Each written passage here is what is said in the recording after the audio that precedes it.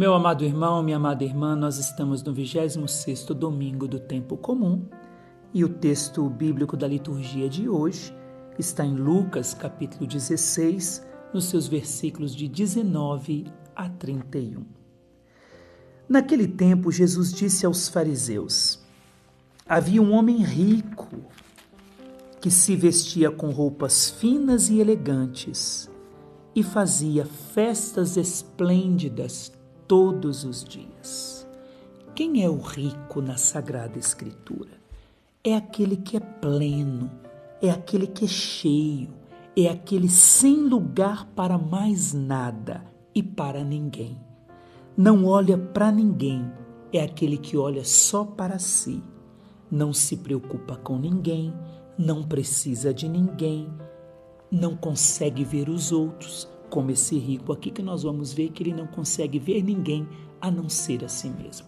Por que Jesus vai dizer que dificilmente um rico entrará no reino dos céus? Porque o rico não precisa de mais nada, ele está tão preenchido que ele não tem mais espaço para ninguém. E como não tem mais espaço para ninguém, ele não tem espaço para Deus.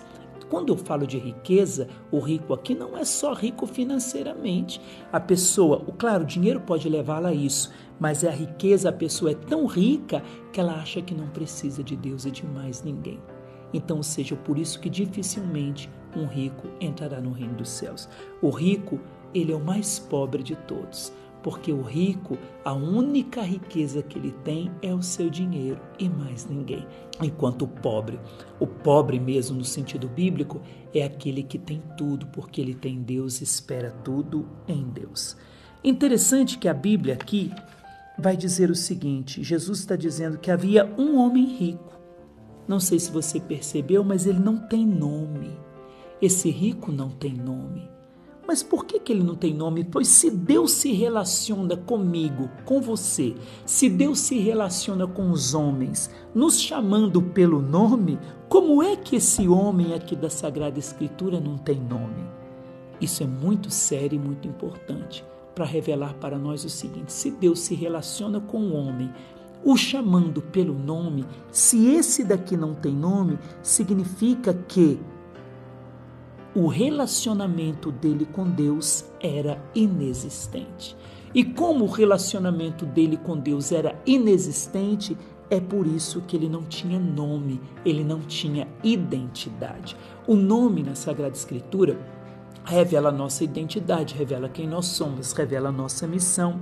Então, esse homem do Evangelho, esse rico, não tinha identidade. Era conhecido não por aquilo que ele era, mas era conhecido pela sua riqueza, pelo que tinha. Ele perdeu a sua identidade, perdeu até seu nome para se tornar aquilo que ele tinha. Por isso que a Bíblia vai dizer que havia um homem rico. O nome dele é riqueza. Ele perdeu o seu nome porque não tinha relacionamento com Deus e com os outros. Só se relacionava consigo e com a sua própria riqueza. Então ele perdeu a sua identidade. Era alguém conhecido pelo que tinha. Quem que é esse homem aí? É o homem rico. É igual aquele jovem rico da Sagrada Escritura que também não tinha nome, porque o seu nome era a sua riqueza. É interessante aqui que a Sagrada Escritura vai dizer, olha, ele se vestia com roupas finas e elegantes. O tempo verbal aqui no grego indica que esse era seu traje habitual. Então não é que ele se vestia de roupas finas e elegantes para as grandes festas, não. A vida dele era uma vida fina e elegante. Não no bom sentido, mas no sentido pejorativo. Se vestia todos os dias com roupas finas e elegantes para esmagar os pobres, para se sentir acima dos pobres e não ter espaço na sua vida para os pobres. Interessante que dizia aqui ainda, olha, finas e elegantes, e fazia festas esplêndidas todos os dias. O tempo verbal diz que ele vestia-se habitualmente com isso. Finas e elegantes aqui foi traduzido para o português nosso como finas e elegantes. Mas no original mesmo está, ele se vestia habitualmente de quê? De púrpura. Púrpura ou escarlate. Então ele se vestia com roupas finas de púrpura. E o que é a púrpura? A púrpura é uma cor que é tirada da veia de um peixe. E essa veia desse peixe, que tem essa cor vermelha, é localizada no pescoço do peixe. É interessante isso porque o pescoço aqui é o símbolo do orgulho, da altivez. Então, uma cor vermelha tirada do lugar do orgulho, da altivez. Então, ele se vestia de quê? De orgulho, de altivez, se sentindo mais e melhor que os outros.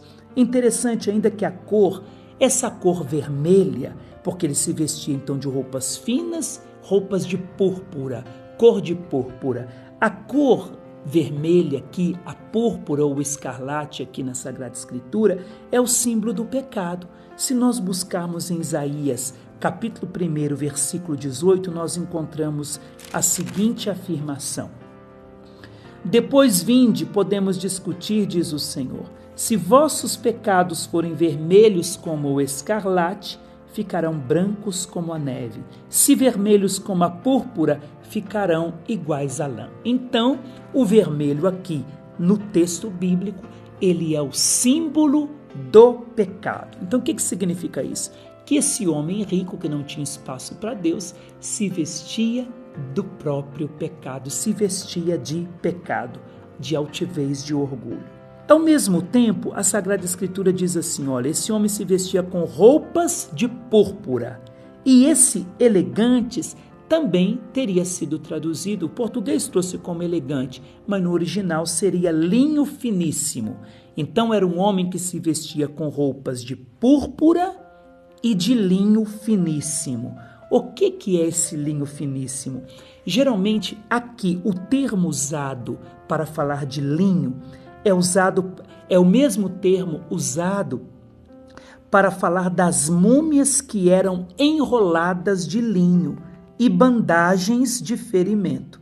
Então esse termo nós o encontramos lá no livro do Apocalipse, capítulo 18, versículo 12, que diz o seguinte, olha, capítulo 18, versículo 12, quando vai falar então da Babilônia, Apocalipse 18, versículo 12, olha, carregamentos de ouro e prata, pedras preciosas e pérolas, linho e púrpura, seda e escarlate, madeiras perfumadas de todo tipo e objetos de marfim e de madeira preciosa. Ou seja, os comerciantes da Babilônia vendiam esse linho usado para as múmias, para enrolar as múmias, os cadáveres e também para enrolar os ferimentos. Esse termo nós o encontramos aqui em Apocalipse para revelar para nós então é a queda da Babilônia, para dizer que ele também é o símbolo aí de tudo aquilo que está morto, de tudo aquilo que está ferido, que está machucado. Então isso revela para nós que esse homem estava vestido de pecado, do seu próprio pecado, e ao mesmo tempo estava vestido da própria morte. Se nós dermos continuidade, vai dizer um pobre. Quem é o pobre na Bíblia? O pobre é aquele que em tudo depende de Deus, que o seu socorro vem de Deus. E ele ainda tinha um nome, tá vendo? Ele não perdeu a sua identidade. O rico não tinha nome, o pobre sim. E esse pobre chamava Lázaro. O que significa a palavra Lázaro? Significa Deus me socorreu. Ou seja, o pobre é o que pede, é aquele que tem necessidade, é aquele que tudo espera de Deus. E Lázaro significa Deus me socorreu ou Deus vem em meu socorro. Então era um homem que em tudo dependia de Deus e sabia que Deus seria o seu socorro. Um pobre chamado Lázaro, cheio de feridas, estava no chão à porta do rico. Ou seja, esse pobre é aquele a quem Deus responde.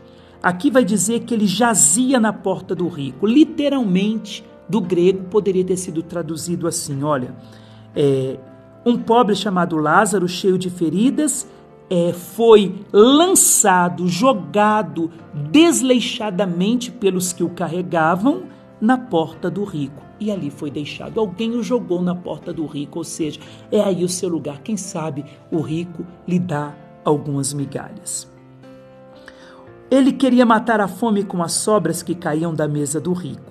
E além disso, vinham os cachorros lamber suas feridas. Os cães lambiam. O que significa isso? Era o único tratamento que ele tinha, o dos cães, e mais nada. Acreditava-se, que a saliva do cão tinha uma substância que curava ferida, porque cura do próprio cão. Então, ou seja, o único tratamento que esse homem tinha era o tratamento dos animais, do cachorro, porque nem o homem fazia por ele aquilo que o cachorro estava fazendo. Quando o pobre morreu, os anjos levaram-no para junto de Abraão, para o seio de Abraão. Morreu também o rico e foi enterrado.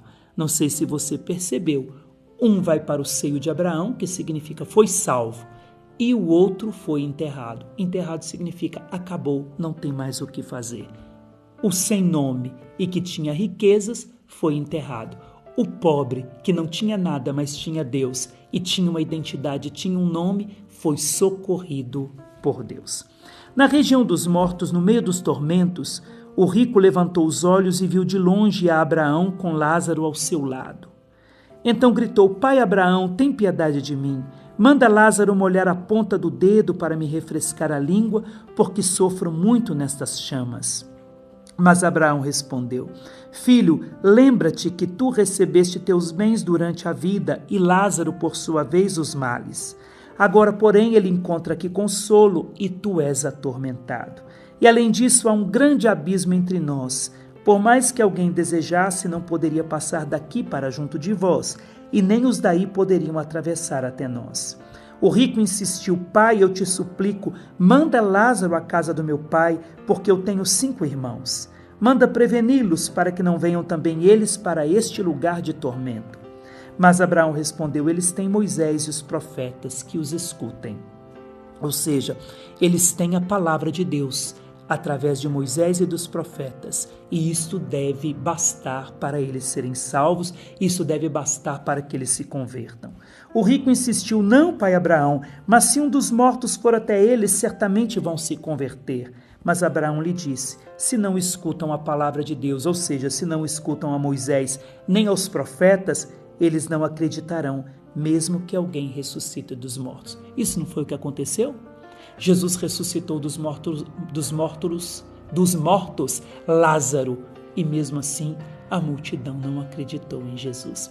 Ainda buscaram uma maneira de matar tanto Lázaro quanto Jesus. Você percebe? Então, aqui esse rico está pedindo: manda Lázaro então na casa dos meus pais. E não vai adiantar nada na casa dos seus irmãos, porque mesmo ressuscitando alguém dos mortos, eles não acreditam porque estão com o coração fechado.